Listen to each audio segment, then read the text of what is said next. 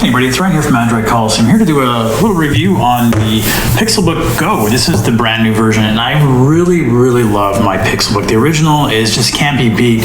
So I was interested to see the new model. It is slightly bigger, and I'll show you some comparison shots about how much bigger than it is the other one, but it's really kind of kept, it's only slightly thicker, but a bigger screen, and still a pretty good battery out of it. The first thing that kind of got me was that it no longer was a fully flippable thing. So this is the i5 model. This is running at $1,150. So it's a little pricey for a Chromebook. So one of the kind of bells and whistles you're gonna get out of it. I'm just gonna log in here and see. And this is what I love about Chromebooks. See how fast they just boot up. Right? You can have it turned off and it still boots up very fast. So it doesn't have the full flip. It only goes down to about 130 degrees angle there.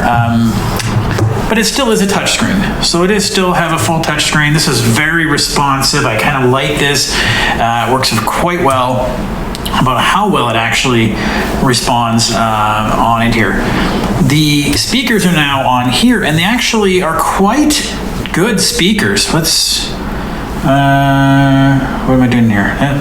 No, I wanted to get into a new app, YouTube Music, just to give you an idea. So the idea is that they have better bass out of them. They're not as hidden in here. Let's go to royalty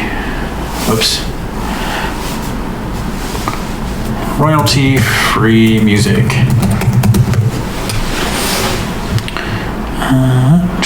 Try that. Okay. Let's see. SoundCloud. Let's just play some music here.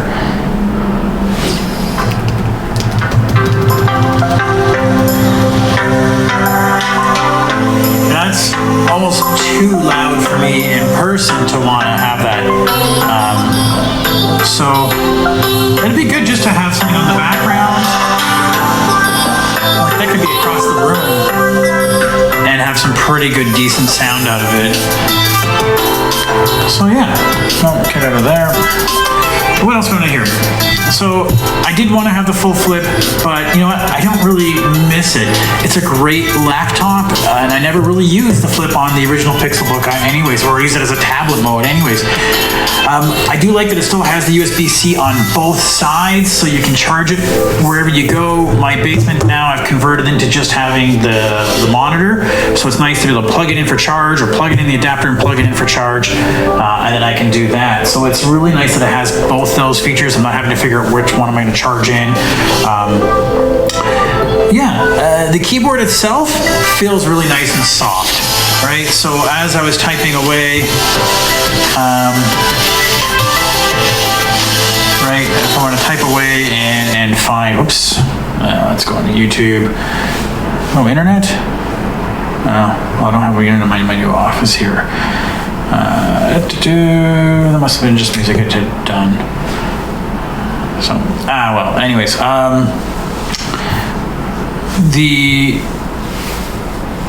back to the keyboard idea. It works really well. This keyboard is nice.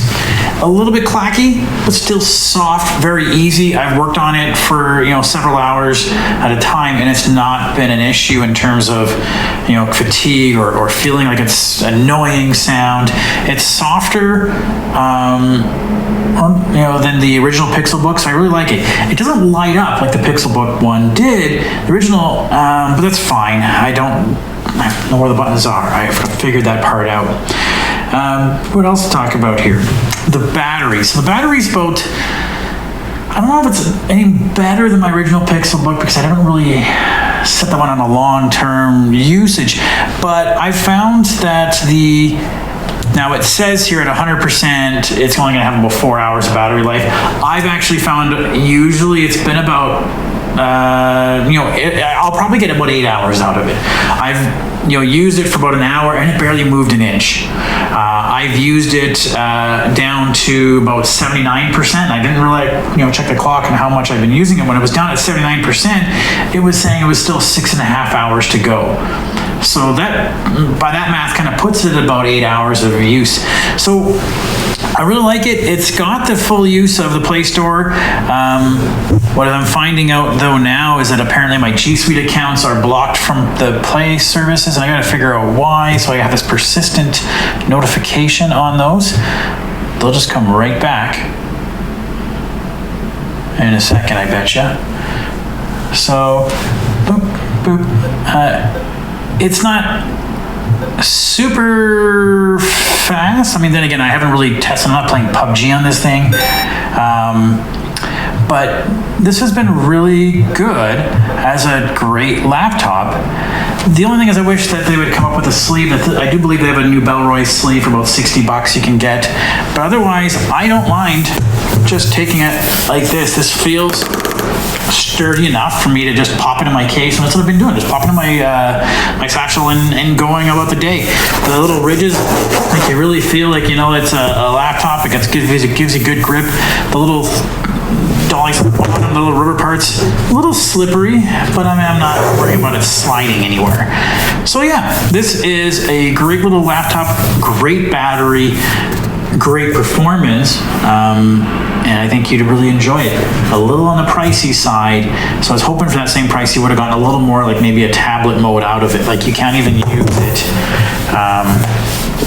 like that if you wanted to, I don't know. But yeah, a great standout from the Pixelbook Slate, which I thought was a bit of a weird in-betweener, but this is a nice model. Now there is a model for about $800 if you want the M3 version versus the i5, depending on what you need out of it. I believe the battery's the same. Anyways, I'll have a full review on the website. If you have any questions, go ahead and shoot away. Thanks, everybody.